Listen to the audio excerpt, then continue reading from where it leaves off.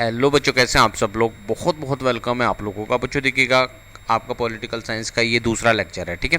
Important है। पहले तो मैंने पेपर सॉल्व करा दिए थे, वो आप लोगों को देखना है, ठीक है। अब ये जो मैं इंपॉर्टेंट दे रहा हूँ, उसमें 3 चैप्टर का वेरी वेरी इंपॉर्टेंट क्वेश्चन है। आप इनको समझ लीजिएगा और आप समझने के बाद आप खुद ही यहाँ से आंसर निकालने लग जाएंगे, ठीक है।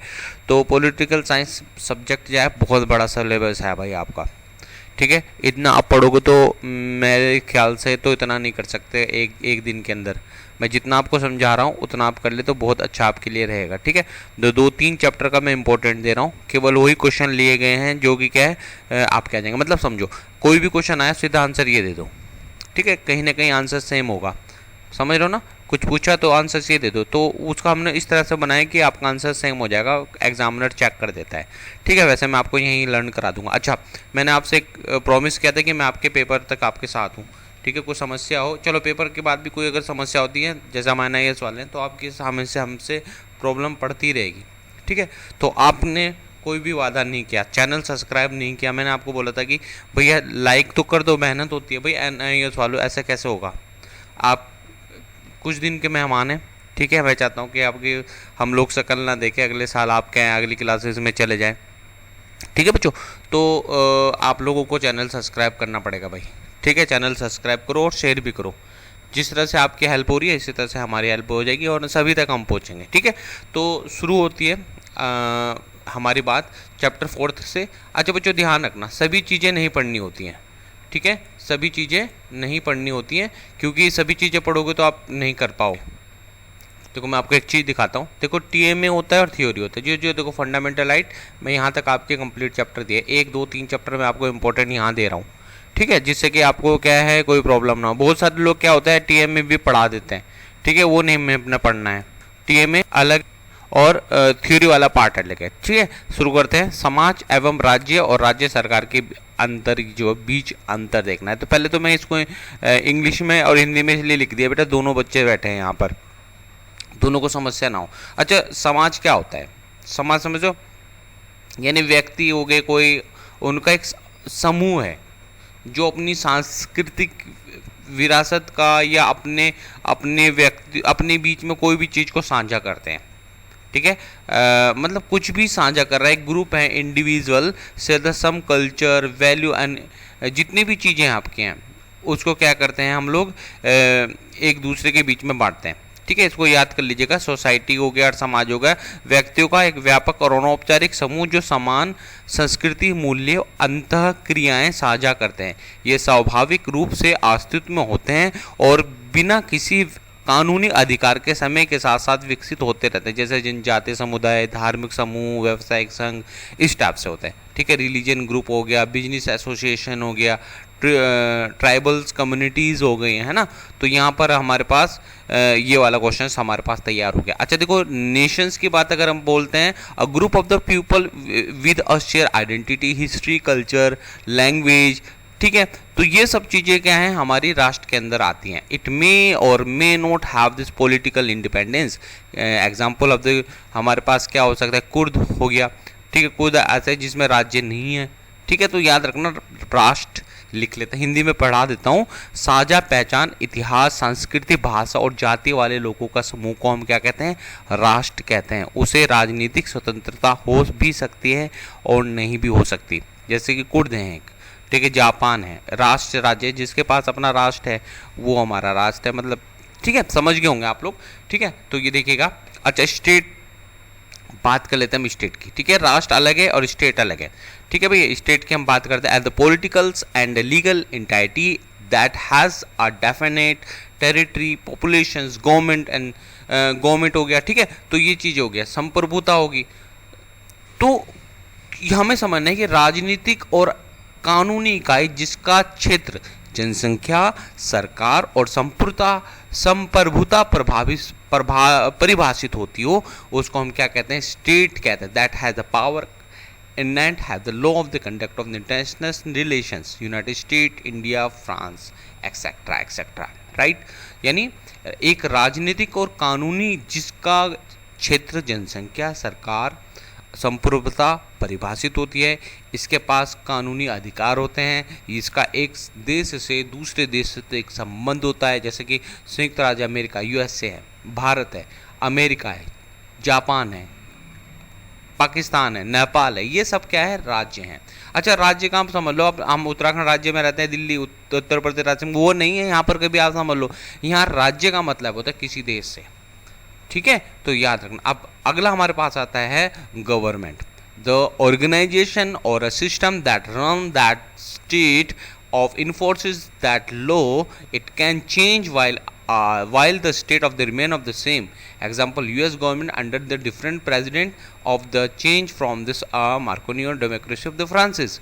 ठीक है, तो समझ लो यानी वह संगठन या प्रणाली जो राज्य को चलाती है, सरकार, राज्य सरकार, अच्छा सरकार देश नहीं है कभी, आप समझ लो सरकार देश के अंदर कोई लोग हैं जो क्या है, कानून के अनुसार चलते हैं, ऑर्गेनाइजेशन है कभी सरकार, आप समझ लो कि सरकार भारत सरकार नहीं, कंफ्यूजन से निकल जाओ, ठीक है। तो ये समझना है कि हमारे देश के अंदर, हमारा जो देश है उसके अंदर एक कुछ लोग हैं जो सरकारी रूप में कार्य करते हैं, ठीक है, तो वो 1-5 साल में चुने जाते हैं जनता के द्वारा, ठीक है, सारा का सारा मैं आपको यहाँ पर बताऊंगा, वो सरकार है, ठीक है। राज्य अलग है, राज्य देश से बात करते हैं, हम पूरे भारत की बात अगर हम बात करते हैं, ठीक है, तो पूरा भारतवर्ष राज्य है और उसके अंदर जो सरकार है, ठीक है, वो भारत को चलाती है, ठीक है ना, सब कुछ जॉब है, उनकी सैलरी देती है, एक्सेट्रा एक्सेट्रा, तो आप लोगों ने ये देखना है बेटा, ठीक है। अच्छा भाई, चैप्टर हमारा 4th है, इस चीज़ को आप समझ लीजिएगा, ठीक है। मार्क्सवाद, ठीक है, उदारवाद, मार्क्सवाद, गांधीवाद प्रमुख राजनीतिक सिद्धांत है। उदारवाद और मार्क्सवाद 20वीं सदी के अंतर में आपको ये देख लेना है, ठीक है। ये आप लोगों ने इसको स्क्रीनशॉट मारो, स्क्रीनशॉट मारने के बाद आगे बढ़ते हैं, ठीक है। देख लो, चलो मैं इसको थोड़ा पढ़ा देता हूँ आप लोगों को, ठीक है। उदारवाद, मार्क्सवाद और गांधीवाद प्रमुख राजनीतिक सिद्धांत है। लिबरलिज्म, ठीक है, मार्क्सिज्म और Gandhism are the major political theories, ठीक है। तो इसको आप लोगों ने पढ़ना है, ठीक है। उदारवाद और मार्क्सवाद 20वीं सदी के अधिकांश हिस्सों में लोगों के बीच लोकप्रिय थे, ठीक है। Political theories liberalism and Marxism were the popular among the people of the most part of the 20th century, ठीक है। Liberalism is the political philosophy and advocate autonomy of the individual, यानी क्या है, उदारवाद एक राजनीतिक दर्शन है जो व्यक्ति की स्वायत्तता की वकालत करता है, ठीक है भाई। तो ये आप लोगों ने लर्न कर लेना है और ये छोटे छोटे हैं, ये आपके पास पूछ ले जाएंगे डेफिनेटली। अच्छा, अगला क्या है, मार्क्सिज्म यानी मार्क्सवाद, ठीक है। मार्क्सवाद is the political philosophy of the working class, ठीक है, which advocate equality, social justice, absence of all forms, exploitation of the plant of the economy, employed for all, यानी मार्क्सवाद मजदूर वर्ग और राजनीतिक दर्शन है जो समानता, सामाजिक न्याय, सभी प्रकार के शोषण की अनुपस्थिति, सभी के लिए रोजगार के साथ एक नियोजित अर्थव्यवस्था की वकालत करता है, ठीक है बेटा। ये भी आप लोगों को देख लीजिएगा। अब देखो गांधीवाद पढ़ लेते हैं हम लोग, गांधी जी से ले लिया गया है ये, ठीक है। गांधीवाद और मार्क्सवाद दोनों के आदर्शों को चुनौती देते हैं, ठीक है। Gandhism the challenge of the identity and the both of the liberalism and maximum note of the offering of the critique of this both of the this of the ideologies of the provide of the Elton of the theories, ठीक है। आलोचना प्रस्तुत करते हैं, बल्कि प्रासंगिक वैकल्पिक सिद्धांत का भी प्रतिपादित करते हैं। तो ये आप लोग देखना है। अगला हमारे पास आ जाता है बेटा मौलिक अधिकार, ठीक है। तो मौलिक अधिकार हमारे पास फंडामेंटल राइट्स हैं जो हम लोगों ने देखना है, ठीक है भाई, बहुत इंपॉर्टेंट है और इसको आप लोगों ने देखना है। मौलिक अधिकार क्या है, हम सबके पास अधिकार है, 5 अधिकार हैं जो कि क्या मैं बारी बारी से बता दूंगा। फंडामेंटल राइट हम इसको बोलते हैं, ठीक है। Fundamental right are the two right of the important for the all modern inclusive development of the all peoples, these are required for all around the development individual, hence called a fundamental right, यानी मौलिक अधिकार वे अधिकार हैं जो सभी लोगों के नैतिक और बौद्धिक विकास का महत्वपूर्ण है। ये व्यक्तियों के सर्वांगीण विकास के लिए आवश्यक है, इसलिए ना मौलिक अधिकार कहते हैं। बेटा हमारे 5 अधिकार बनाए गए हैं, कुछ अधिकारों को हटा दिया गया था, जैसे जमीन का अधिकार था, ठीक है, तो अबेटमेंट ला करके अधिकारों को हटा देते हैं, ठीक है बेटा। तो इसको हम लोग अच्छे विस्तार से पढ़ेंगे, ठीक है। इसको मैं पढ़ देता हूँ, आप लोगों ने इसको बहुत अच्छे से कर लेना, ठीक है, ठीक है। After the post independence era, यानी स्वतंत्रता के बाद, ठीक है, India the boat down of the some very essential fundamental right, these right of the guaranteed by the law every citizen of India, it is important to know that they are so that one can be developed या despair of this her rights. ठीक है, यानी स्वतंत्रता के बाद के युग में भारत ने बहुत सारे आवश्यक मौलिक अधिकार लाए थे। ठीक है, ये अधिकार भारत के प्रत्येक नागरिक को कानून द्वारा गारंटी करते हैं। इसके अलावा अगर कोई भी अगर आपका मौलिक अधिकार का हनन करता है ना, उसको जेल हो सकती है, भाई ध्यान रखना। ठीक है, जैसे कि आपको कहेगा हम आपके घर में कोई बच्चा है, उसको बोले कि आप पढ़ाई नहीं जाओगे, कोई बच्चा स्कूल जा रहा है उसको छेड़ दो, मना करो, उसको जाएगा डंडा लेके बैठ जाए और वो पुलिस में रिपोर्ट कर देगा ना, तो भैया आप समझ लो फिर आप जेल में ही रहोगे, क्योंकि आपने उसके मौलिक अधिकारों का हनन किया है। ठीक है, तो यह बोला ये जानना महत्वपूर्ण है कि क्या वो किसी भी अधिकार से हम किसी भी, अच्छा सिंपल सी बात है, किसी को भी किसी के भी अधिकारों से वंचित नहीं किया जा सकता। इसमें 5 अधिकार हैं जो कि क्या मैं कराऊंगा। बेटा चैनल सब्सक्राइब नहीं किया आप लोगों ने, देखो आप ऐसे आते हो ऐसे चले जाते हो, गलत और ना लाइक करते हो, ऐसे कुछ भी नहीं है नहीं इस वाला। और अगर देखो मेरे और भी चैनल हैं, ठीक है, मैं वहाँ पर एक लेक्चर देता हूँ तो बच्चे लाइक करते हैं। ठीक है, उन्हें पता है कि इसके पीछे कितनी मेहनत हो रही है। आप लोग कुछ भी नहीं करोगे, ये मेहनत सोच रहे होंगे कि कल नकल हो जाए स्कूल में जाकर के, बस काम हो गया। अरे भैया कब तक नकल करते रहोगे जीवन में, बताओ। एक अधिकार ऊपर वाले ने यहाँ पर तुम्हें मौका दिया है, उस मौके को भाई उठाओ, और आप तो भाई पता नहीं किस सपने में सो रहे हो। ठीक है, तो राइट टू इक्वलिटीज हम लोग पढ़ते हैं। इक्वलिटी का मतलब होता है समानता। ठीक है, these right state that the all citizen are the same under the law. ठीक है, मतलब यह अधिकार हमें बताता है कि कानून के तहत सभी नागरिक समान हैं। ठीक है, चाहे वो कोई भी हो, चाहे लड़की हो चाहे लड़का हो, चाहे गे नहीं होते हिजड़े बोलते हैं, वो भी समान है भाई। This mean that the man और woman are the equal no matter that the religion और caste there belongs to that the law will treat of this Brahman woman in the same way in the word treat of the Muslim man if they were to break that law। ठीक है, यानी जैसे कि कानून है, समझते जाना, समानता का अधिकार की मैं बताता हूँ। जैसे कोई हमारा देश का कानून है, बहुत खतरनाक है, जितना आपको सीधा लगता है उतना ही टेढ़ा है, मानते हो। अगर कोई भी महिला है, चाहे वो कोई भी धर्म की हो, चाहे वो मुस्लिम धर्म की हो, चाहे ईसाई धर्म की हो, चाहे सिख धर्म की हो, चाहे वो हिंदू धर्म की हो, वो सारी महिला समान है। जिस प्रकार हमारा कानून मुस्लिम महिला के साथ व्यवहार करेगा, उसी प्रकार हमारा कानून सिख महिला के साथ, हिंदू महिला के साथ व्यवहार करेगा। उसी तरह से मुस्लिम पुरुष के साथ व्यवहार करेगा तो हिंदू पुरुष के साथ भी व्यवहार करेगा। और उसी तरह से उनको क्या है, कानून दंड देगा। ठीक है, चाहे वो हिंदू हो, चाहे मुस्लिम हो, चाहे सिख हो, चाहे ईसाई हो, अगर कोई कानून तोड़ता है राइट टू इक्वलिटी के अकॉर्डिंग टू, सबको सब बराबर बराबर सजा मिलेगी। ध्यान रखना भैया ये चीज को। ठीक है, इसी को बोलते हैं समानता का अधिकार, सब लोग समान हैं, गलत मत सोचना। ठीक है, आप लोग स्टूडेंट है बेटा, आपको पढ़ाई के अलावा और कुछ नहीं सोचना है, क्या चल रहा है क्या नहीं चल रहा है उसको छोड़ो। अट राइट टू फ्रीडम की बात अगर हम बात करते हैं, फ्रीडम होता है मतलब स्वतंत्रता। स्वतंत्रता मतलब आप कहीं भी जा सकते हो देश के अंदर, ये नहीं कि आप क्या अपने मुन्ना भाई की तरह उठ के अपने दूसरे देश में चले गए, वहाँ नहीं चलेगा, आपके यहाँ पर चलेगा, कभी भी जाओ कभी भी हो, लेकिन कानून के अंडर में। ठीक है, the particular that the law allow the peoples of the country, देखो यहाँ पर पढ़ रहा हूँ मैं, right the freedom, the particular law that allowed the people of the country ensure the government and our policies।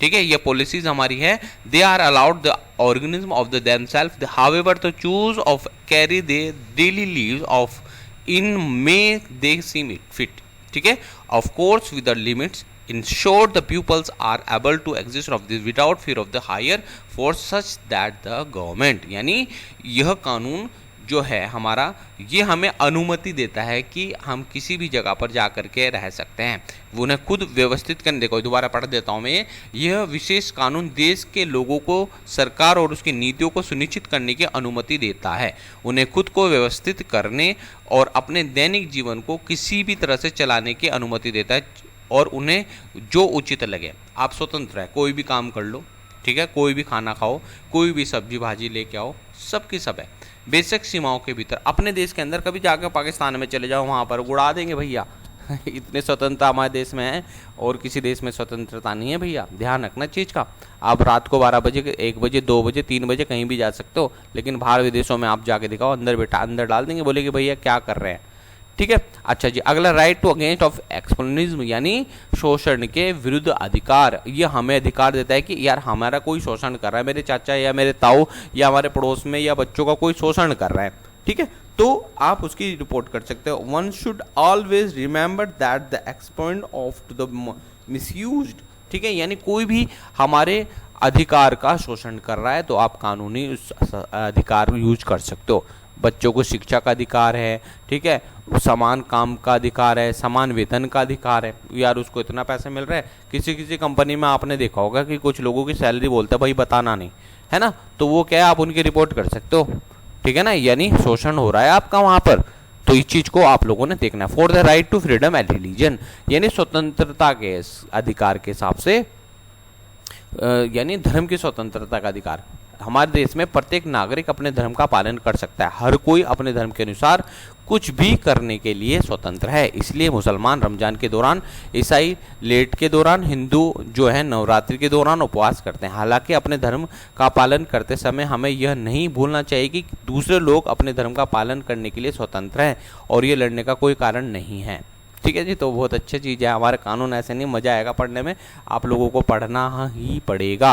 अगर जब भैया सांस्कृतिक और शैक्षिक अधिकार यानी कल्चर एंड एजुकेशनल राइट, यानी हम लोग मतलब क्या बोला, the main M that the law of protect of the minorities we have the multiple group of pupils who are a very less a number, यानी इस कानून के अंतर्गत अल्पसंख्यकों की हम लोग रक्षा करते हैं। अल्पसंख्यक हो गए बहुत सारे, सिख ईसाई मुस्लिम सब अल्पसंख्यक के अंदर आते हैं। हमारे पास ऐसे कई समूह हैं जिनकी संख्या बहुत कम है, वे ज़्यादातर दूर दराज इलाकों में रहते हैं, ठीक है, जो पुराने समाज द्वारा दलित हैं। हम कुछ जातियों और जनजातियों को शामिल कर सकते हैं जो विकसित और बड़े और कस्बों को दूर जंगलों में रहते हैं। यहाँ तक कि जनता का खास वर्ग जिन्हें दलित और पारसी जैसे छोटे धार्मिक समूह कहते हैं अल्पसंख्यकों में आते हैं। इन सभी लोगों को उन सभी लाभों का आनंद लेने और मौलिक अधिकार का बहुसंख्यक नागरिक मिलते हैं, ठीक है। कॉन्स्टिट्यूशन यानी संविधान के उपचार का अधिकार, ये अधिकार देखो, this right to the important that the legal development of the citizen and the country, यानी यह अधिकार नागरिकों को और देश के कानूनी विकास के लिए बहुत महत्वपूर्ण है भाई, ठीक है। सभी नागरिकों को न्याय के लिए अदालत में अपील करने का अधिकार है, राइट टू कॉन्स्टिट्यूशनल राइट, ठीक, यानी कोई भी अपने अधिकार को जाकर के सरकार को बता सकता है भाई मेरे अधिकार का हनन कर रहा है, ठीक है। तो ये ध्यान रखना, सभी नागरिकों को न्याय के लिए अदालत में अपील करने का समान अधिकार दिया गया है, ठीक है।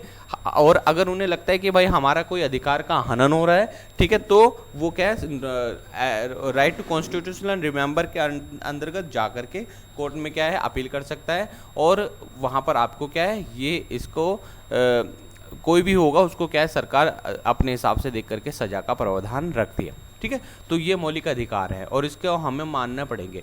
और सरकार कभी कभी मौलिक अधिकारों में क्या है छेड़छाड़ करती है। छेड़छाड़ मतलब ये नहीं कि हटा दिया, मतलब अपने दायरे में रह करके कि क्या गलत है क्या सही है उसको क्या है वहाँ पर हटा देती है, ठीक है। तो बस इतना ही था। अब चैनल सब्सक्राइब करो और शेयर करो, ठीक है। अब इसके बाद जो इंपॉर्टेंट है वो चैप्टर नंबर मैं अगला आपको ला करके दे रहा हूँ, ये इंपॉर्टेंट है। चलिए, थैंक यू सो मच बच्चों।